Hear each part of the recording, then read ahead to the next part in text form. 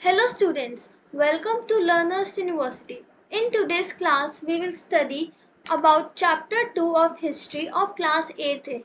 We have completed chapter number 1 of history and you can see that in the playlist of social science. I will share the link below. So here in this chapter, the name of the chapter is From Trade to Territory. In this chapter, we will study how the company establishes power. What is the company? The name of the company is East India Company. The company was from Britain. हम कहते हैं कि हमारे India में अंग्रेज़ों का शासन था 270 सालों के लेके आसपास 300 सालों के आसपास। तो यही इससे यही आए थे हमारे इंडिया में, तो इसी के बारे में हम पढ़ेंगे। आए तो थे ये ट्रेड करने के लिए, यानी कि व्यापार करने के लिए, बट इन्होंने कैसे अपनी पावर एक्सपैंड करी और कैसे सारी जो स्टेट्स हैं वो इनकी टेरिटरीज हैं इनकी कंट्रोल में आई, वही हम पढ़ेंगे आज की क्लास इसी चैप्टर के अंदर। और आज की क्लास सिर्फ एक इंट्रोडक्शन है जिसमें हम पढ़ेंगे कि ये जो ईस्ट इंडिया कंपनी है ये इंडिया में कैसे आई। तो आगे चलते हैं। Aurangzeb was the last Mughal ruler. After his death 1707, many Mughal governors, subedars and big zamindars began asserting their authority and establishing regional kingdom. देखो अब जब औरंगजेब था, देखो ये मैंने मुगल एम्परर का ये पूरा चार्ट है। तो औरंगजेब तो ये था, तो औरंगजेब जब था उसको आलमगीर भी कहते थे। अब जैसे ये इंडिया है पूरी, पहले हिंदुस्तान ऐसे होता था, सब पहले डायग्राम अलग है, बट सपोज ये हमारा इंडिया है, तो यहाँ पे दिल्ली है, राइट। दिल्ली में बैठता है ऐसे तो औरंगजेब की डेथ के बाद, ठीक है। तो जब तक औरंगजेब था तब तक तो दिल्ली में उसकी पावर अच्छी थी, वो बहुत स्ट्रॉन्ग पावरफुल और थोड़ा सा स्ट्रिक्ट टाइप का राजा था, ठीक है। हमने बहुत सारे क्रूरैलिटी भी काफ़ी ज़्यादा सुनी है इनके बारे में। तो ये बहुत स्ट्रिक्ट राजा थे। तो जो इनकी पावर थी उन्होंने बहुत ज़्यादा एक्सपैंड करी थी पावर। तो तब तक तो ठीक था, जो इनके जैसे यहाँ से बंगाल है, यहाँ से महाराष्ट्र है, जितने भी अलग अलग टेरिटरीज है, तब तक वो लॉयल थे औरंगज़ेब के लिए। बट जब इनकी डेथ हो गई तो बहादुर शाह वन ने जब संभाला, ठीक है, अपना इनका एयर थे, जब उन्होंने राजगद्दी संभाली, तो ये जो बाकी के टेरिटरीज हैं ये थोड़ी सी फ्री हो गई। मतलब ये उतनी ज़्यादा इनके जो बहादुर शाह के पास पावर नहीं थी उस टाइम के मुगल एम्परर के पास, कि ये इनको कंट्रोल कर सके। तो यहाँ के जो ज़मींदार थे या गवर्नर, जो जैसे देखो ये दिल्ली में कोई राजा बैठता है, अब ऐसा तो है नहीं कि राजा की बहुत सारी कॉपीज़ हैं, वो सब जगह पे अपनी कॉपीज सेंड कर देगा। तो वो अपने लॉयल लोगों को यहाँ अपने अलग अलग रीजन्स में बिठाते हैं, है ना। जैसे टीचर है क्लास में आपकी, तो वो मॉनिटर बनाती है जो सबसे अच्छा स्टूडेंट होता है, वही एग्जाम्पल है। तो सपोज इनके अलग अलग रीजनल वो थे सूबेदार, गवर्नर्स या फिर हमारे ज़मींदार थे अलग अलग जिनके पास पावर थी। बट जब औरंगज़ेब की डेथ हुई तो इनका जो कंट्रोल है बहादुर शाह वन का, वो इतना स्ट्रॉन्ग नहीं था। तो बाकी के जो राजा हैं, बाकी के जो रीजनल लोग हैं, उनकी पावर थोड़ी सी बढ़ गई, वो करप्शन भी करने लग गए और वो थोड़े से अपनी रीजनल टेरिटरी को बढ़ाने लग गए। उन्होंने कहा कि उन्होंने घोषित कर दिया कि हम ही राजा है यहाँ के।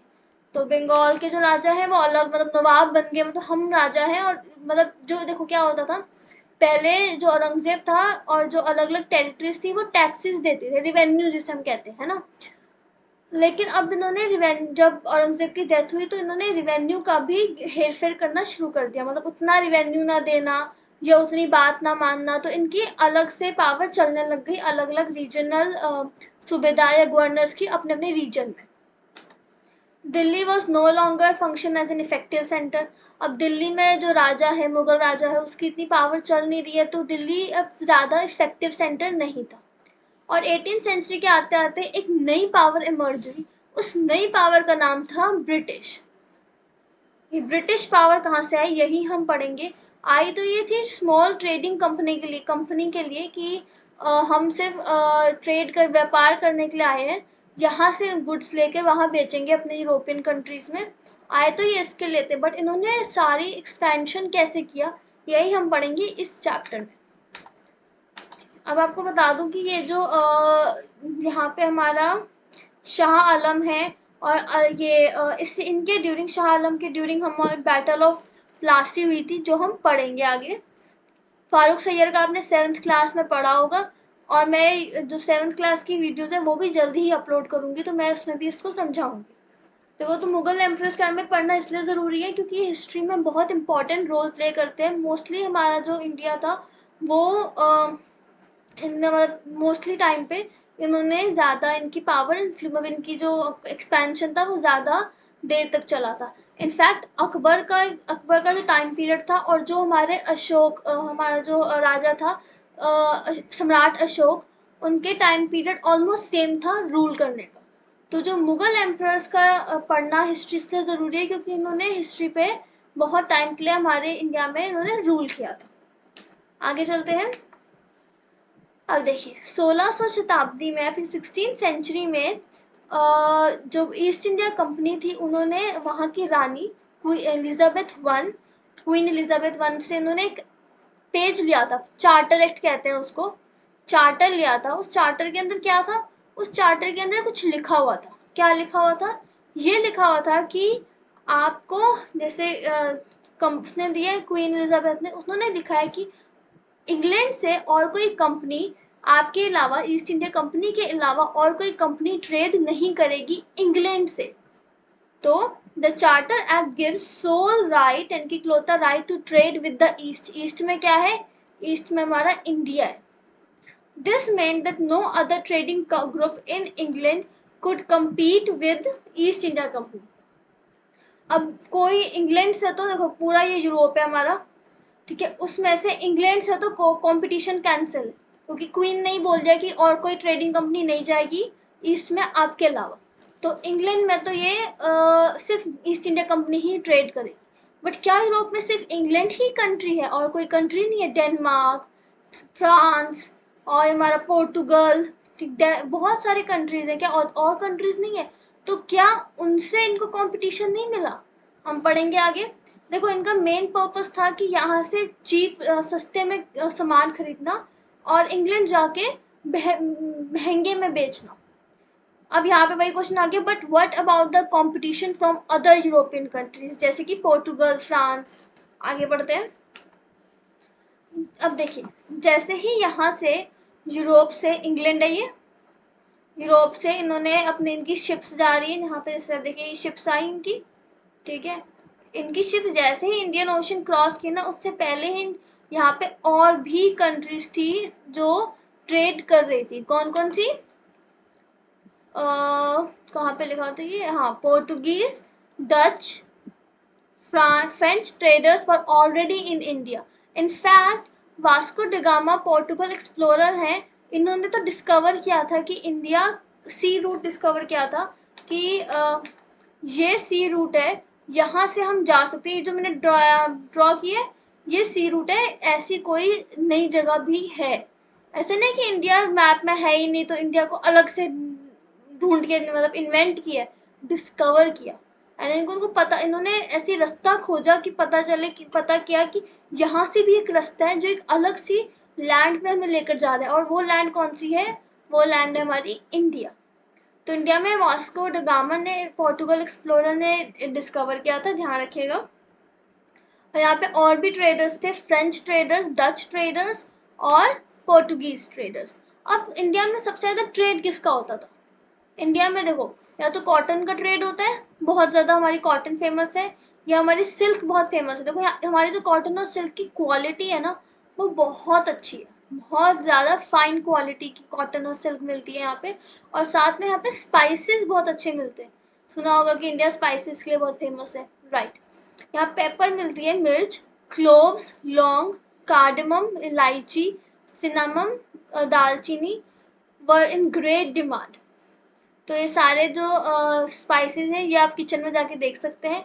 आपको समझ नहीं आते तो मम्मा से पूछ सकते हैं या पापा से पूछ सकते हैं कि मॉम डैड ये स्पाइसेस कौन कौन से हैं, मुझे देखने हैं। ये सारे स्पाइसेस हैं, आपके किचन में ज़रूर मिलेंगे। अब देखो क्या होता है कि अब अगर एक कंपनी होती, सिर्फ ब्रिटेन ही यहाँ पे आके इंडिया में रूल करता, सॉरी रूल कह रही हूँ, सिर्फ ब्रिटेन ही इंडिया में ट्रेड कर रहा है, तो हमारे पास क्या है, इंडियंस के पास क्या है, इंडियंस के पास एक ही ऑप्शन है अपने गुड सेल करने का, तो वो सिर्फ ब्रिटेन को देते हैं। और ब्रिटेन जितने, अब सपोज मुझे एक पेन सेल करना है और मेरे पास सिर्फ एक ही खरीदने वाला है, ठीक है, तो मैं सिर्फ उसी को बेचूंगी ना। लेकिन अब सिर्फ ब्रिटेन ही खरीदने वाला नहीं था, पोर्टुगीज ब्रिटिशर्स ही नहीं थे, पोर्टुगल भी था, पोर्टुगीज भी थे, हमारे फ्रेंच भी थे। तो मेरे पास यानी कि खरीदने वाले ज्यादा हो गए। तो अब मैं पेन कैसे बेचूंगी, जो मेरे को सबसे अच्छा प्राइस देगा मैं उसी को ही पेन दूंगी, ठीक है। तो इससे क्या हुआ, डिमांड बढ़ गई, मतलब डिमांड जैसे मेरे पेन की डिमांड बहुत ज़्यादा बढ़ी हुई क्योंकि स्पाइसेस और कॉटन बहुत अच्छे थे, तो इसकी डिमांड बहुत ज़्यादा हाई थी। अब अगर डिमांड ज़्यादा होगी, सपोज मेरे पेन की डिमांड ज़्यादा, तो मैं चाहूँगी ना कि मुझे प्रॉफिट ज़्यादा हो, तो मैं उसका रेट भी ज़्यादा लगा दूंगी।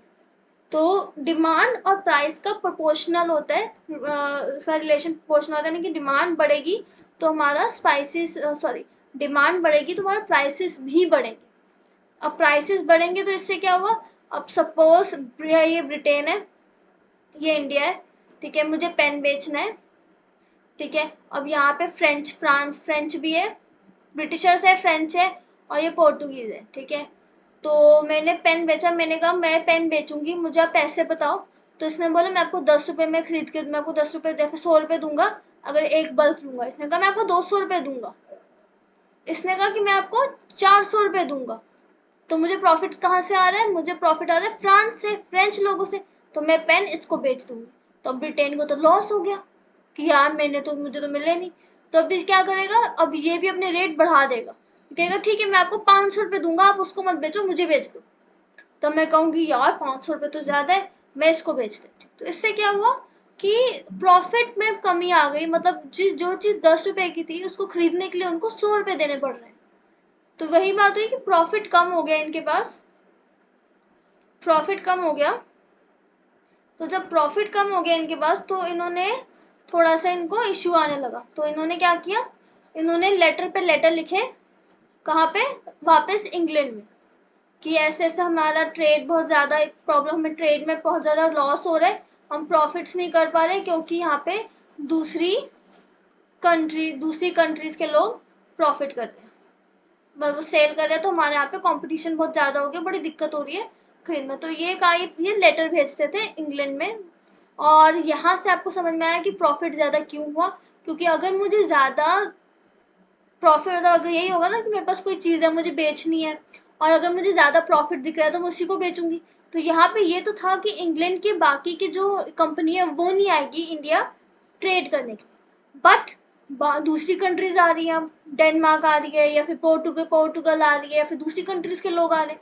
तो ये तो बड़ी दिक्कत थी, प्रॉफिट, अब प्रॉफिट में हेरा बहुत कम हो रहा था।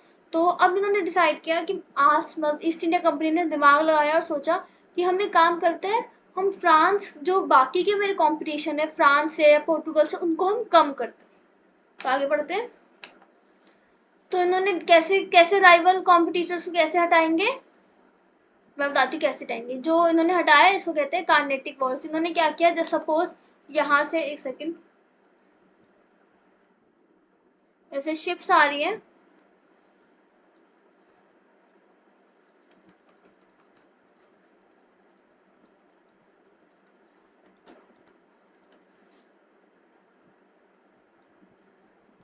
जैसे यहाँ से यूरोप से फ्रांस की शिप आ रही है, तो यहाँ पे छुपके बैठे होंगे और यहाँ पे ये ब्लॉक के, मतलब रोक लेंगे शिप, या इनकी डुबा देंगे, कोई ना कोई हमला कर देंगे कि इनकी शिप डूब गई।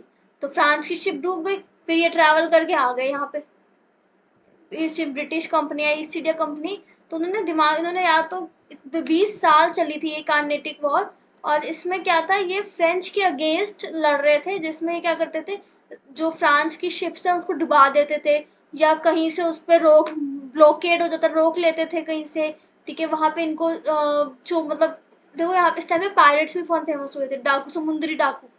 तो नो लूट लेते थे बहुत सारे, यहाँ पे इन्होंने लड़ाई, इनकी लड़ाइयाँ चली 20 साल के आसपास। ब्लॉकेड रूट्स को रोक, खत्म, रूट्स को खराब कर देना।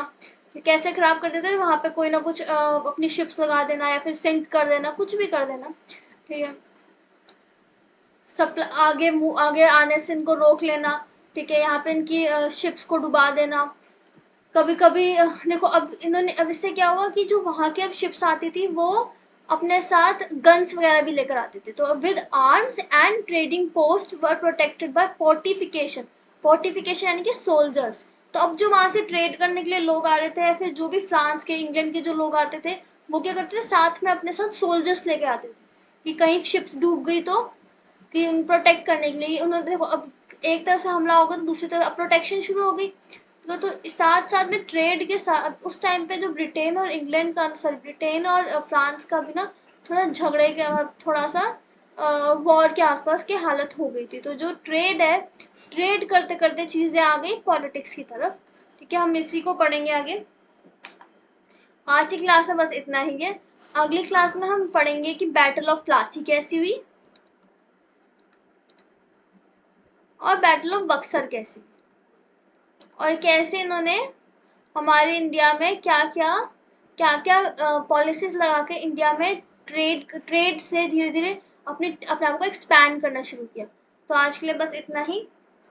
I will share the link of the chapter 1 or social science playlist in the description. You can see those videos and understand chapter number 1.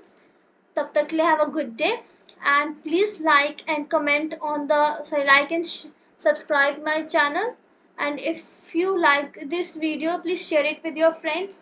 And if you have any doubts, you can ask me in the comment section. I will be coming with the next video soon. Have a good day.